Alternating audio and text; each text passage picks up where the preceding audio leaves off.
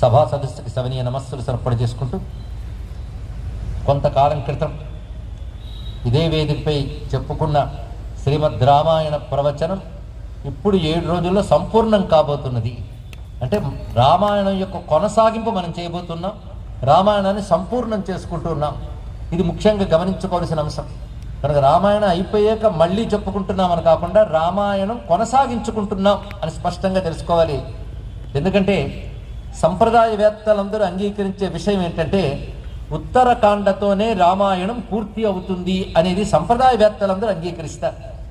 అందుకు ఉత్తరకాండ చెప్పుకోనిది రామాయణం పరిపూర్ణం కాదు గనక దాన్ని మనం పరిపూర్ణం చేసుకోబోతున్న భాగ్యం కల్పించిన రామచంద్రమూర్తి పాదపద్మాలకు నమస్కారం చేసుకుంటున్నాం.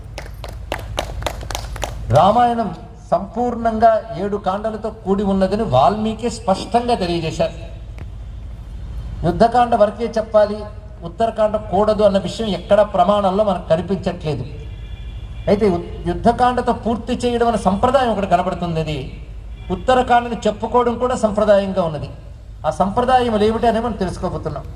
అయితే రామాయణానికి అనేక ప్రాచీన భాష్యములు ఉన్నాయి.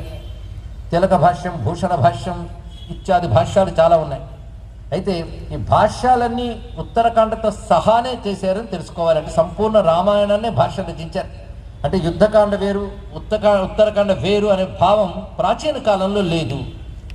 తర్వాత కాలంలో ఇతరులు మన మీదకి దండయాత్రలు చెప్పినప్పుడు అసంప్రదాయ ధారణ అక్కడ అలవాటయ్యి రామాయణాన్ని ఆర్ష పరంపరలో ఒకటిగా చూడకుండా విడి సాహిత్య గ్రంథంగా చూడడం మొదలెట్టాక రకరకాల పరిశోధనలు అసంప్రదాయంగా తయారయ్యి ఇలాంటి భేదాలకి వాదాలకి కారణమైంది. ఉత్తరకాండ ఉందా లేదా అనే సందేహం కూడా కొంతకాలం క్రితం పుట్టినటువంటిదే తప్ప ప్రాచీన కాలంలో సందేహం లేదు. ఉత్తరకాండతో కలిపే రామాయణం అనే సంప్రదాయం ఉన్నది. దానికి అనేక ప్రమాణాలు ఉన్నాయి. ఇప్పుడు వాద వివాదాల దాకా ఎందుకు, మన సంప్రదాయ వాదులను కనుక సంప్రదాయాన్ని అనుసరించి చెప్పుకుంటున్నాం. సంప్రదాయవాదులకు మాత్రం సిద్ధం. అయితే ఉత్తరకాండ లేదు అనడం వల్ల కొన్ని సౌకర్యాలు ఉన్నాయి. అందుకే లేదని చెప్పడానికి కొంతమంది పండితులు కూడా ముందుకొచ్చి తీర్మానాలు కూడా చేశారు. ఉత్తరకాండ లేదని మేము పండితులు అందరం తీర్మానిస్తున్నామన్నారు. దానికి వాళ్ళ కారణాలు వాళ్ళకు ఉండవచ్చు కాక. ఉత్తరకాండ లేదు అంటే సంతోషించడానికి మనము సిద్ధంగానే ఉంటాం. ఎందుకంటే ఉత్తరకాండ లేకపోతే సీతా పరిత్యాగం అనేది లేదు. ఇంకా రాముడి మీద ఆ మాట మీద ఎవడు వాద వివాదం చేయడానికి అవకాశం అనేది ఎలాగో ఉత్తరకాండ లేదు కనుక. వాటి తర్వాత శంభూకవధ మొదలైనటువంటి ఏవైతే ధర్మ సూక్ష్మములు ఉంటాయో వాటి మధ్య కూడా వాద వివాదాలే ఉండవు, అయిపోయింది. కానీ ఉత్తరకాండ లేదు అంటే ఇంకా రాముడిపై ఎవరు వేరెత్తి చూపడానికి కూడా లేదు కనుక ఉత్తరకాండ లేదంటే కొంతమేరకు సంతోషించవచ్చు. కానీ అలా ఊరుకుంటున్నారా? మళ్ళీ చలనచిత్రాల రూపంలోనో మరొక రూపంలోనో కుశలవుల చరిత్ర చెప్పాలి అంటే వాళ్ళ పేర్లు ప్రస్తావన చేయాలని ఉత్తరకాండ చెప్పాల్సిందే. కనుక అందులో కథనే తీసుకుని దాని ద్వారా వ్యాప్తి చెందుతున్న వాళ్ళు చాలామంది ఉన్నారు. చలనచిత్రాలుగానో ఇత్యాదులుగానో రకరకాలుగా.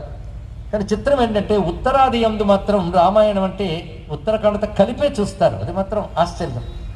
ఉత్తరకాండని విడిగా చూడటం అనేదో లేదా ఉత్తరకాండ లేదనే వాదానికి ఎటువంటి ప్రమాణముల ఆధారమో తెలియబడట్లేదు. అయితే ఉత్తరకాండ ఏ విధంగా రామాయణాంతర్గతము అనేది ప్రస్తావన చేయాలి. కొంతకాలం నుంచి వాద వివాదాలు వచ్చాయి కనుక సంప్రదాయవేత్తలు, బహుశాస్త్రవేత్తలు, ఉత్తమ పండితులు అయినటువంటి వారు చక్కగా అన్వయం చేసి ఉత్తరకాండ రామాయణాంతర్గతమే అని సప్రమాణంగా రుజువు చేశారు. ఉత్తర రామాయణం అనే మాట తర్వాత కవులు గ్రంథాలకు పెట్టారే కానీ ఉత్తరకాండనే చెప్పాలి దీనికి. అయితే ఉత్తరకాండ అనే మాట గురించి ఎక్కడెక్కడ ప్రస్తావన ఉందో తెలుసుకోవాలంటే సంపూర్ణ రామాయణం చెప్పుకున్నప్పుడు మనం ఈ ప్రస్తావన కూడా చేసుకోవడం జరిగింది.